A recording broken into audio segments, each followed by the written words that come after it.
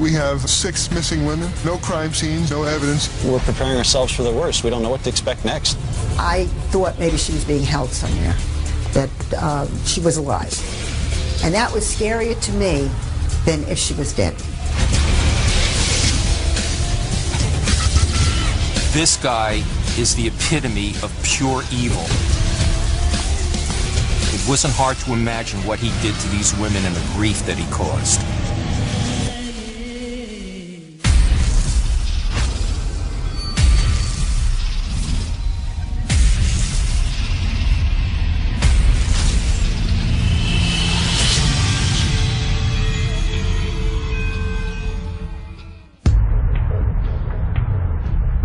In the winter of 1996, the quiet college town of Poughkeepsie, New York, entered one of the darkest chapters in its history.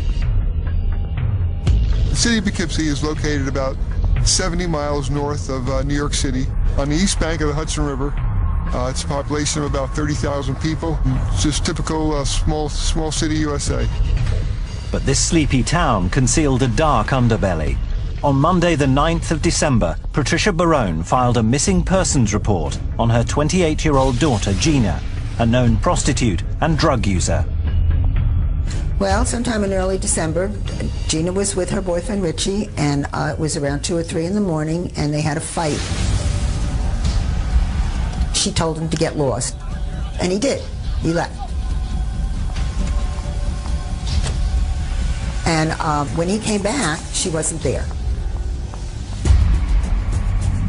So about a week later, he came to my front door, and I had never met him before, and he knocked, and he said to me, "I can't find Gina." And I said, "What do you mean you can't find Gina? Gina's always around, always. I mean, she doesn't go anywhere." And he said, "I haven't seen her in days." So I said to my sister, "We have to go and report her missing, because Gina's never gone away. She's always in somebody's sight." For Gina and her mother, life in Poughkeepsie had been a long, hard struggle. When I got pregnant back in 1967, Gina's father did not want anything to do with her, so he just went away. She was lovely, and she gave us no trouble. In 1978, Gina and I moved to Poughkeepsie. I felt that it would be a nicer place to raise her. We got a small apartment, and she went to school and I went to work. Gina was about 10 years old at the time. She was a very shy little girl, but she was a very good little girl. When she was about 15, she got in with the wrong crowd, and that's when she got into the drugs. By the time she was in the middle of her 16th year, she was out of school, she had quit, and she was so much trouble. I couldn't handle her anymore. She was just too much, too much. I think she was drowning, and she just couldn't get out of it. Soon, Patricia found Gina on the streets, working as a prostitute. Well, when Gina turned 21, I told her that I couldn't live like this anymore, and I said to her I was going to get myself a 1-bedroom apartment, and she said that was fine, that she had a place to go, and she was going to go live with her boyfriend.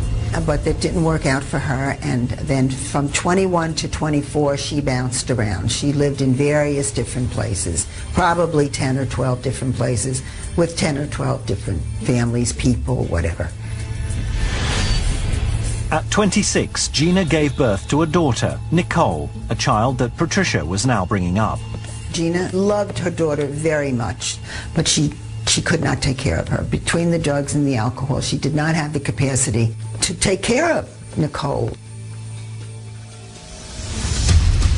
2 years later, the troubled young woman had vanished without a trace. It fell to Detective Carl Skip Manane to find her. I was currently working in the plainclothes narcotics unit. I was the youngest detective in this squad at the time. Within a couple of months of being assigned to the detective squad, Gina Barone, who was a local woman, was reported missing. The most obvious lead was Gina's boyfriend, Richie. Grew up in Pine Plains, New York, about 30 miles northeast of the city of Poughkeepsie. He was, we knew him as a street guy. He was involved in drugs, and he was a tough guy. He was a street person. He'd do minor thefts and commit small crimes, and he had a police record. He was just an addict to the drug, and he was a nice enough guy when he was straight and sober, but when he was high, he was like any other addict. But after questioning him, the investigators decided that Richie wasn't involved in Gina's disappearance.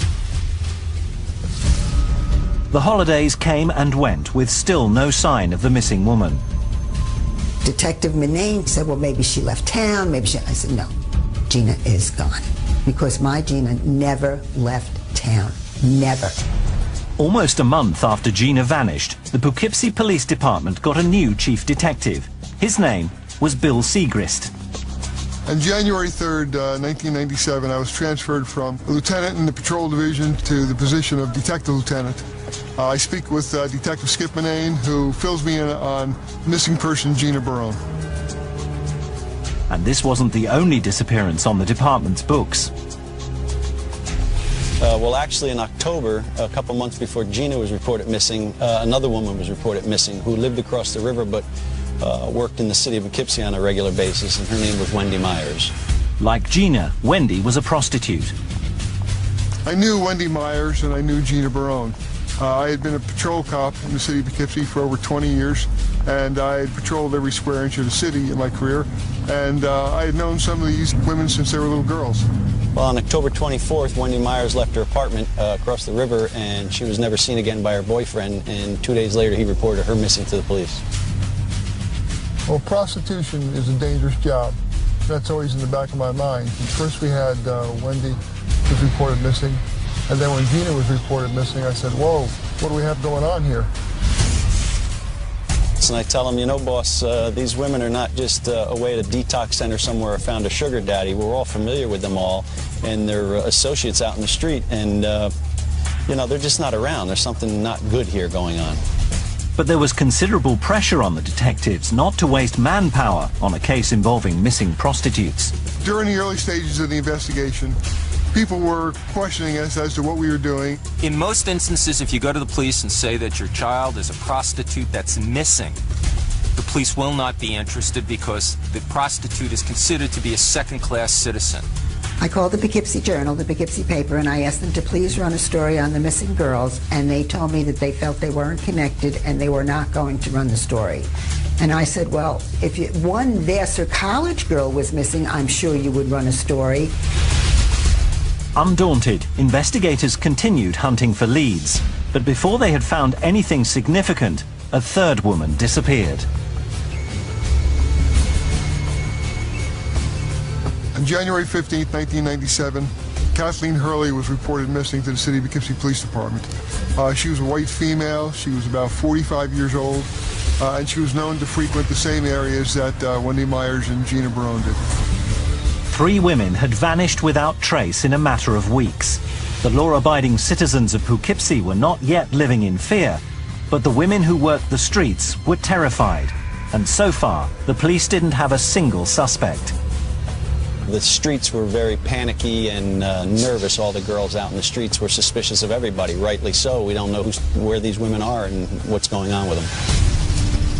The investigators were convinced that there was a predator stalking the city's prostitutes.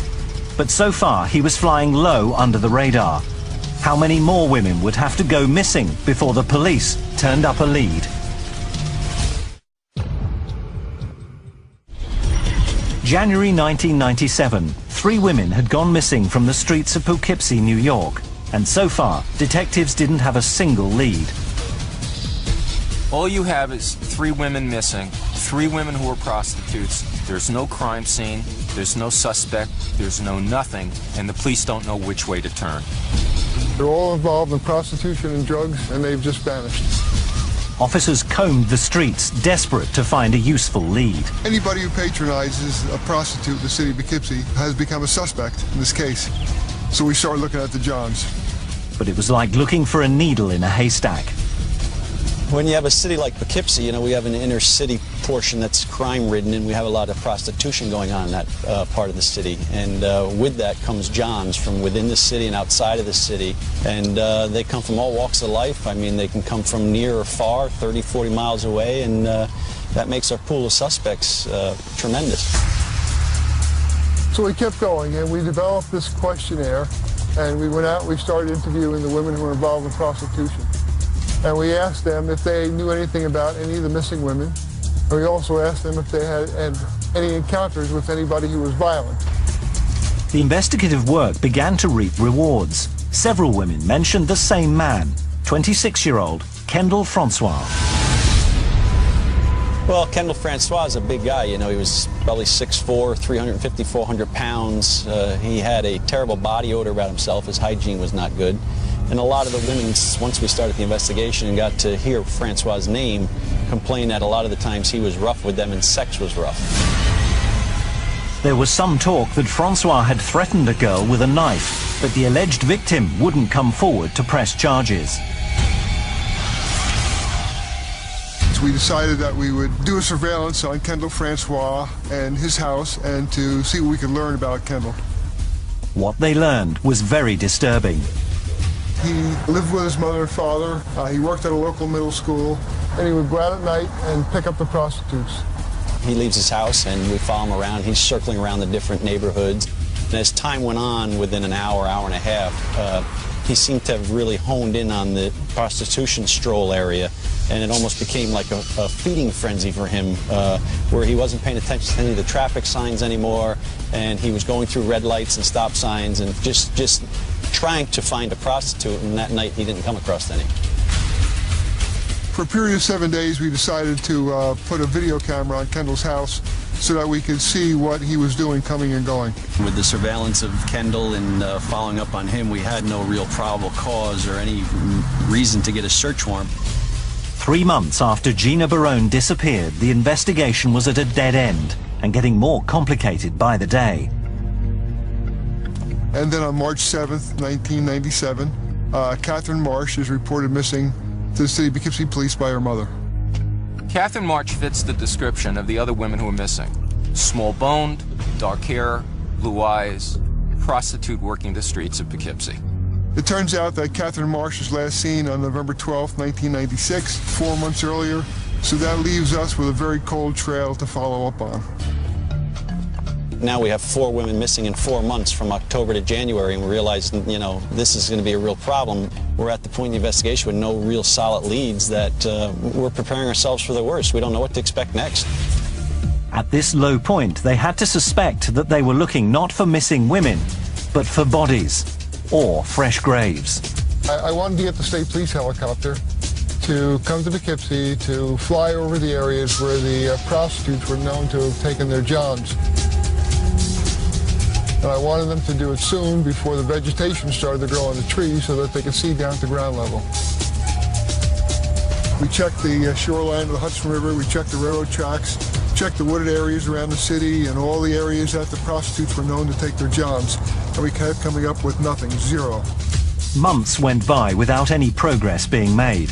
Then, in the autumn, 2 more prostitutes were reported missing. At this point, we have 6 missing women. We have no crime scenes, and we have no evidence of any criminality whatsoever. But now the media decided to offer support. In December 1997, the Poughkeepsie Journal finally published the story. Its headline posed a worrying question. Is there a killer on the loose? When the Poughkeepsie Journal finally printed the story, it was approximately a year after Gina was missing, but it was always in my mind, where was Gina? Where was she? I mean, and the scary part was I thought maybe she was being held somewhere, that she was alive. And that was scarier to me than if she was dead. Now the story breaks in the Poughkeepsie Journal, but it really doesn't help the police because nobody comes forward with any information. So at that point, the police still have nothing. There's no crime scene, there's no nothing except a bunch of missing women who were prostitutes. You know, we just can't sit there and wait for people to give us information. If there's no information available, then we have to go out and, talk to people and just keep digging a little deeper. Lieutenant Segrist called for a bold and unorthodox plan to turn up the heat on their only suspect, Kendall Francois. The 18th of January 1998, Kendall Francois and his mother left their house shortly before 7 a.m. investigators followed them in unmarked cars.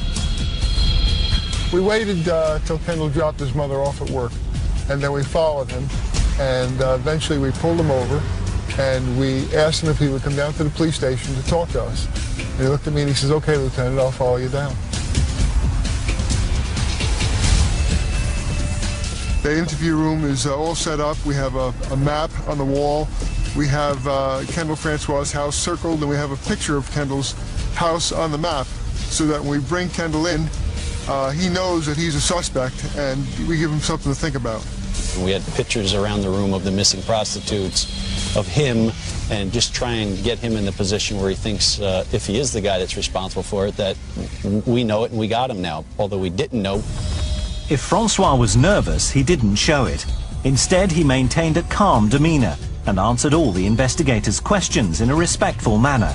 He even agreed to take a lie detector test. During the course of questions, I keep hitting him with this alleged crime of him raping a girl at the house with a knife that she had accused him of. And I keep asking him about it, and he keeps denying it. He said he never did that at his house. He never pulled a knife on any of the prostitutes. And I just keep the pressure on him with the questioning over time and time. And then finally he said, "Look, it wasn't a knife, it was a nail file." And I said, "Well, good, then just bring me to your house and show me the nail file, and we can put this to bed." And he agreed to. Lacking sufficient evidence to obtain a search warrant, the police jumped at the chance to look inside their suspect's home. But Francois would allow only one detective to accompany him.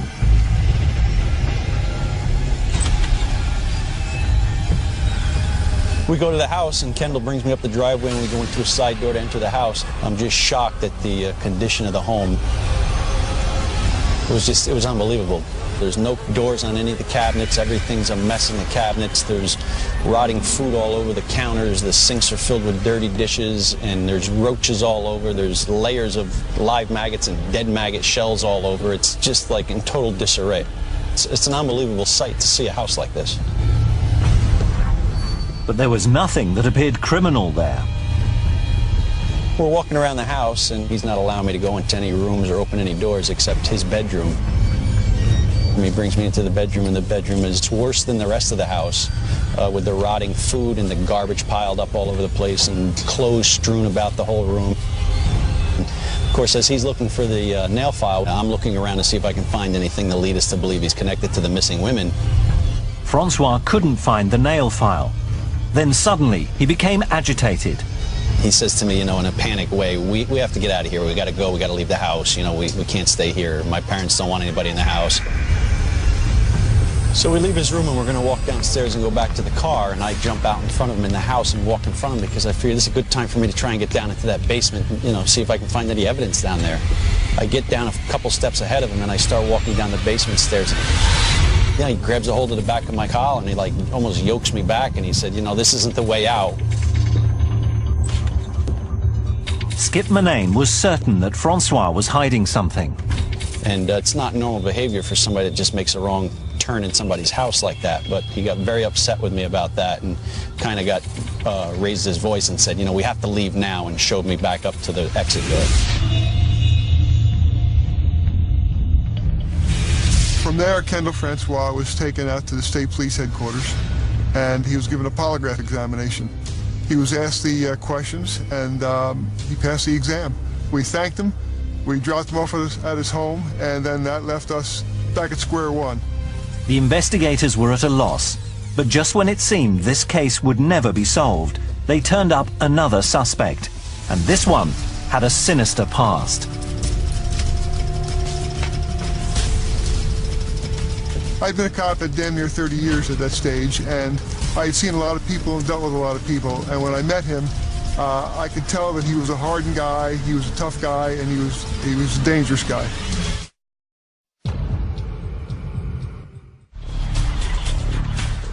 January 1998, 6 prostitutes in Poughkeepsie, New York had disappeared, and investigators still didn't have a suspect.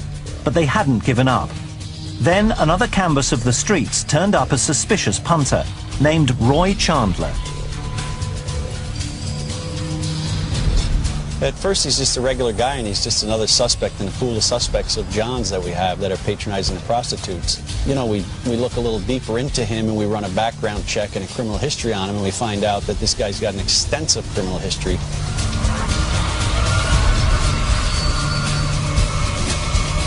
His criminal past consisted of some assaults from down south, a rape, and there had been a woman that was murdered, and he had some connection to her. We called the police department in South Carolina, where he was from. We spoke to some police officers down there, and they told us that if we had women that were missing, that he could be a strong suspect. They were keen to question him, but he was locked up in the Poughkeepsie jail.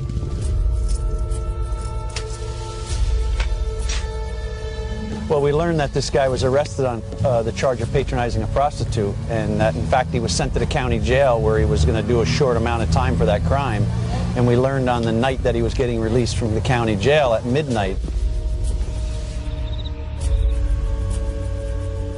So me and a couple of the guys in the squad went over there to meet him.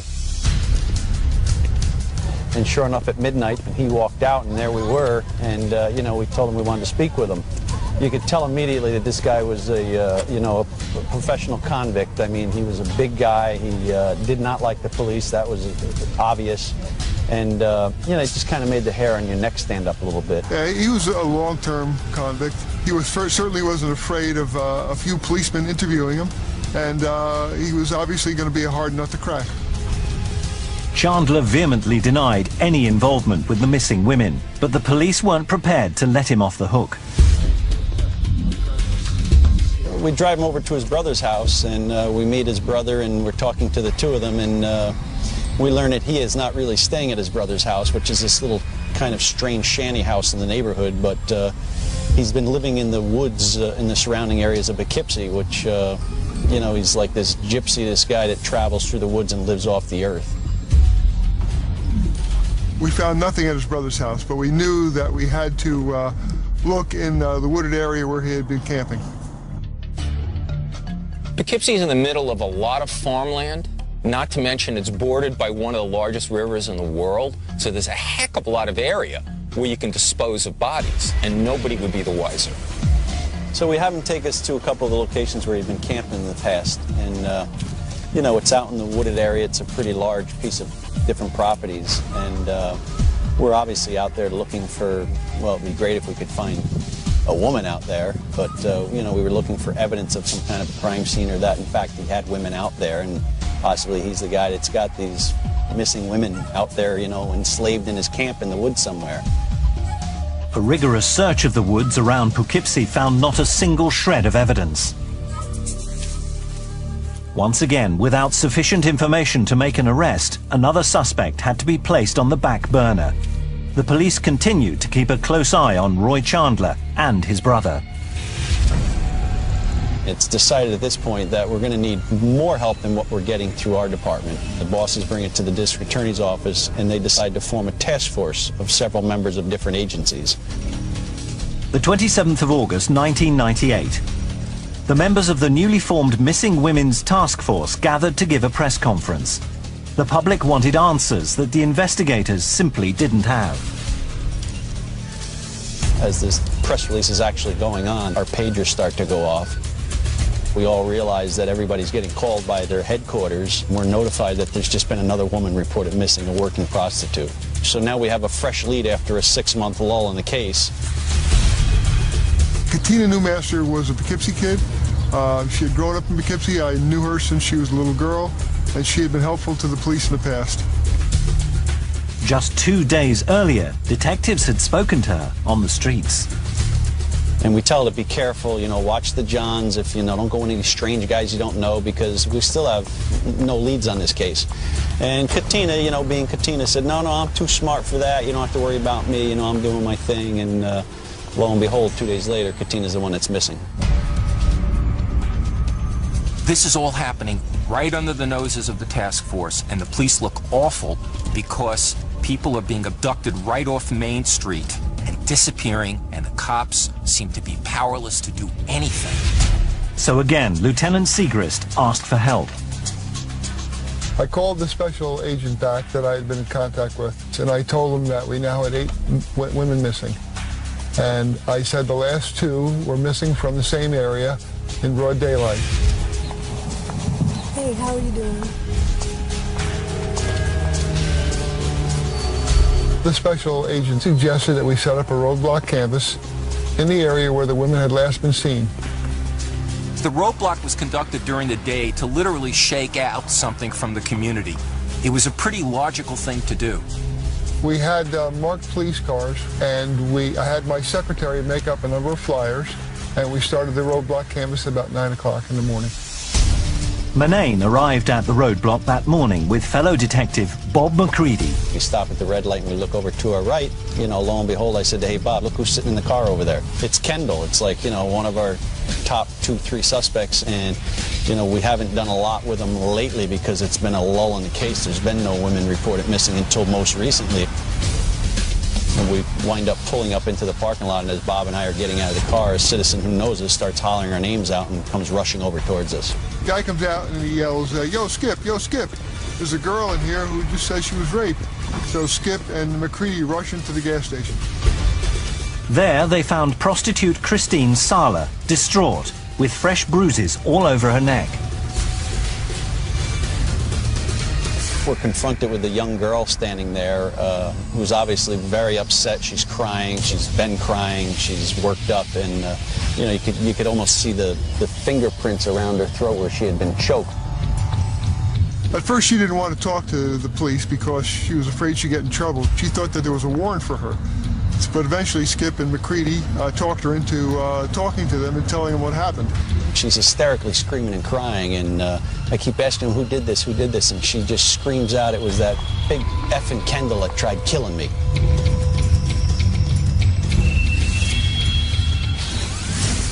According to Christine, Kendall Francois had picked her up that morning and taken her back to his house. She also informed us that, you know, she had been with Kendall several other times and had no problems with him in the past. They had sex in his bedroom, but when it was time to pay, Kendall became violent, closing his hands around her throat. The more she struggled, the harder he squeezed. After Kendall almost choked her out and she passed out, that she started pleading with him to take her to get cigarettes, that she was really upset and she was crying, and she was basically begging him to take her to go get cigarettes because in her mind she just wanted to get out of the house. And, you know, to her credit and unbelievably, she convinced him to drive her over to the gas station to get cigarettes. In the car, Christine did her best to conceal her fear from her attacker. As soon as they got to the petrol station, she made her escape.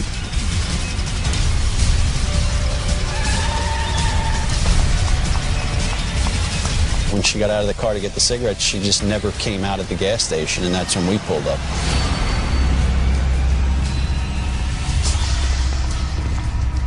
So we take her back to the station, and by now we're radio transmissions and telephone conversation with other task force members. They realize that we have a good victim here. I mean, this might be a break in the case that we've been waiting for. Later that afternoon, an arrest warrant for Kendall Francois was issued. It was decided that Kendall would be invited up to the police station for members of the task force to interview him. You know, we meet him and bring him into an interview room, and we start interviewing him about what happened that day. Once again, Francois was happy to talk without a lawyer present. He admitted to the assault on Christine, explaining that he got angry, but then calmed down. He said he was trying to give her a lift back to the town centre when she ran away. But when the investigators told Francois they were getting a search warrant for his house, he seemed shocked and did a U-turn. It was at that point when I said we were going to the house and searching it that, you know, he just kind of surrendered, and he said, just give me all the pictures of the missing prostitutes and give me the head prosecutor and I'll tell you what happened. Then came a bizarre confession. I got the stack of pictures from the door and put them down in front of him, and he started flipping through the pictures like you and I were looking through family pictures, and he flipped through a couple, and then he put one to the side and said, I killed her, and he'd flip through some pictures and grab another one and put her over, and I killed her, and it was just unbelievable. We've been at this for almost 2 years. We had all these missing women with not an ounce of evidence, He's been through polygraph tests and he's been through surveillance, and all of a sudden he's just going to confess to killing all 8 women. Francois' ice-cold demeanor was extraordinary.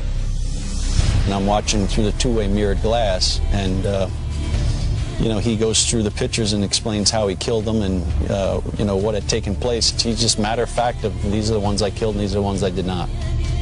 I was at home and the phone rings and it's Skip, and he says, Bill, get in here. He says right away, he said, Kendall just went for everything. And he's starting to tell us where the bodies are. So I just looked at my wife and I told her I have to go. You know, I'm standing in the other room watching this confession take place in front of me, and I'm in a suit, and I realized that, wow, these bodies are going to be buried all over the city or the county or the state. And I call my significant other at home and I ask her to bring me in a change of clothes, you know, work boots and jeans and sweatshirts, and, you know, getting prepared to go out and do like these, you know, ground digs to look for all the victims that he killed. Wherever the bodies were, I was just glad it was over. After 22 months, it takes a toll on you. But the nightmare was far from over.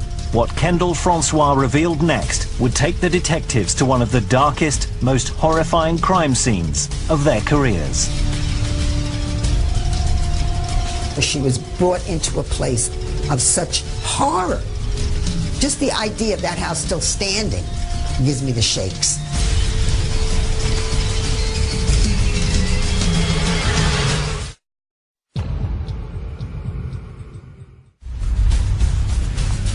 After nearly 2 years of watching women disappear from their streets, Poughkeepsie police finally had a suspect in custody. In the afternoon of the 1st of September 1998, Kendall Francois confessed to murdering all 8 missing prostitutes. Now, the investigators needed to know where the victims were buried. Well, the police are sure they're going to find the bodies in the woods, but in fact that's not what happens. Kendall tells them the bodies are in the attic and crawl space of his house, where he lives with his mother, his father, and his sister. In all this time that we considered Kendall a suspect, we never thought for a minute that he would have all of these bodies stored in his house while his mother, his father, and his sister lived there with him. With Francois safely in custody, police descended on the house in force. There was an army of police officers from the New York State Police, the town of Poughkeepsie Police, and the city of Poughkeepsie Police. They went to Kendall's house, they surrounded it, cordoned off the area, and then officers and detectives went to the door with a search warrant and knocked on the door. Kendall's father answered, shocked to learn what was happening. After he, his wife, and his daughter were taken to the station for questioning, a team of crime scene investigators moved in to search the filthy house. The house was a complete mess. You had things all over the place, stinking the place up. So that's the reason why no one allegedly smelled anything unusual regarding a body. They slowly, methodically entered the house, and they were in there for quite some time. They went into the attic and they found evidence of human remains. When they got to the top, they looked in and they saw bodies. Very, very clearly, decomposing bodies. These were some of Kendall Francois' victims. They took some photographs and then they left. They didn't want to start a crime scene that late at night. The house was secured. But some things couldn't wait until the morning. It was the middle of the night and the doorbell rang, and I went to the front door and I saw Skip, and I knew right then that he had something very important to tell me. When I let him in, he said, "We think we found Gina and the women that were missing with her, but we can't let you know definitely until tomorrow, until they make a positive identification." And I just sat down and I was totally stunned. The details of her daughter's death will haunt Patricia Barone forever. After fighting with her boyfriend that fateful night, Gina began walking the streets. She needed money for a fix.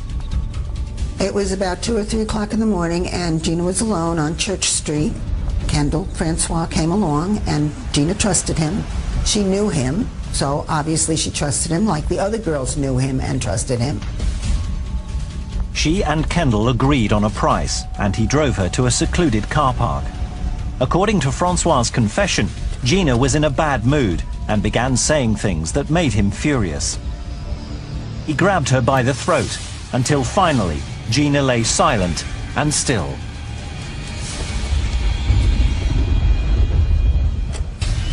After he kills Gina Barone, he takes her back to his house, hides her under a mattress, keeps her there for 3 months, and then finally takes her up to the attic where he already has another body of Wendy Myers, his first victim.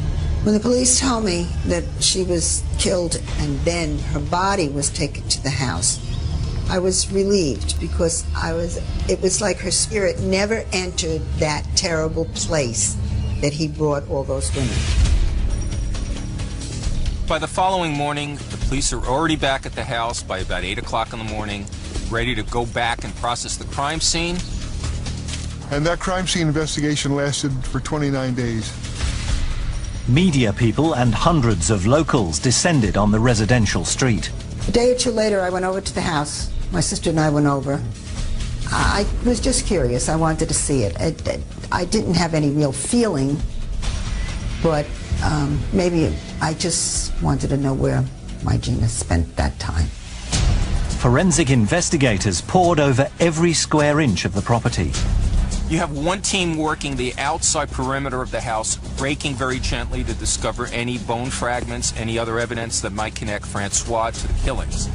Inside the house, you've got a forensic team that's working the attic in particular, but the place is so dirty, if you were to lean against the wall of the house, you've got some sort of fine film of dirt that would just stick to your clothing and you wouldn't be able to get it off, let alone the odor of that house. There was infestation everywhere and also deposits of animal excrement, but that was nothing compared to the horrors they found upstairs. In the attic, they found the remains of 5 women in various stages of decomposition, and it was a grisly sight. 3 of those bodies are together, wrapped in plastic. It looks like he's already started to dismember at least one of them. The 4th body is found in a child's wading pool decomposing. The 5th body was found in a can, and the body had so decomposed it was like a square, and it was so disgusting that one of the police officers processing the scene couldn't take it and had to be excused.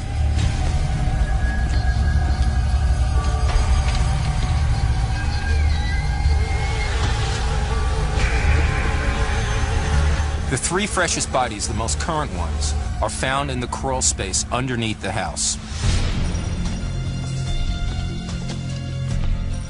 It took 3 days to remove the bodies and transport them to the mortuary. While the investigation of the property continued, medical examiners worked around the clock to identify the decomposed remains.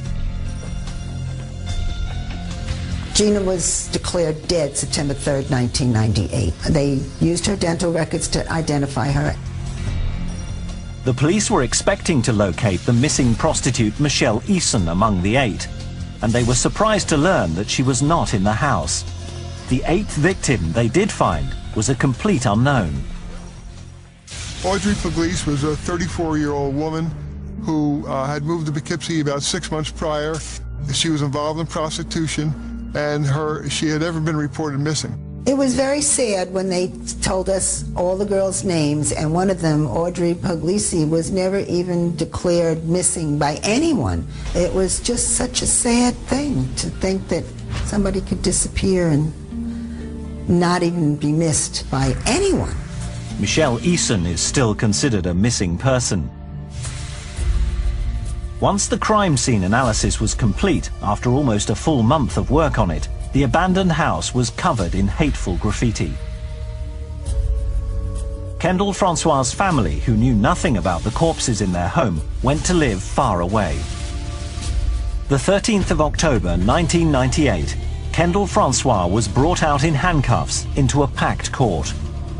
As victims' families and friends looked on sorrowfully, he was formally charged with 8 counts of first-degree murder, 8 counts of second-degree murder, and 1 count of assault for his attack on Christine Sala. I've been in many courtrooms, I've seen many killers, but the one that really scared the crap out of me was Kendall Francois. This guy is the epitome of pure evil. It wasn't hard to imagine what he did to these women and the grief that he caused. Though the prosecution wanted the death penalty, the prosecutor accepted a guilty plea in exchange for life in prison without parole. The state made a decision not to try Francois, but to make a deal. And the deal was just basically this. He pleads guilty to all of these crimes. He gets life in prison, which is all he could get under New York state law. It spares the families the grief of a trial, and it spares the state the cost of a trial.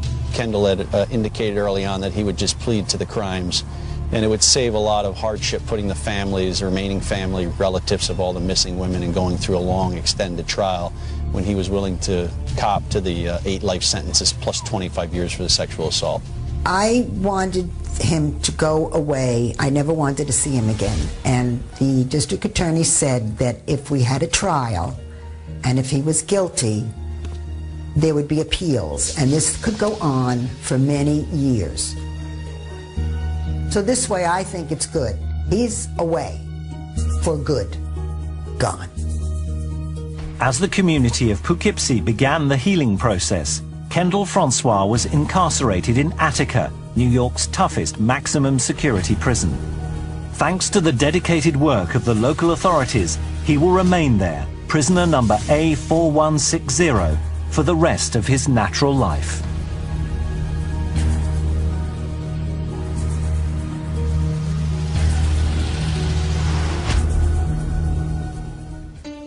We keep pictures of Gina around because Nikki doesn't remember Gina as her mom. She was too young, but we tell her what Gina was like, and we always tell her that Gina loved her very, very much. It gives me some peace to know that she's in a better place.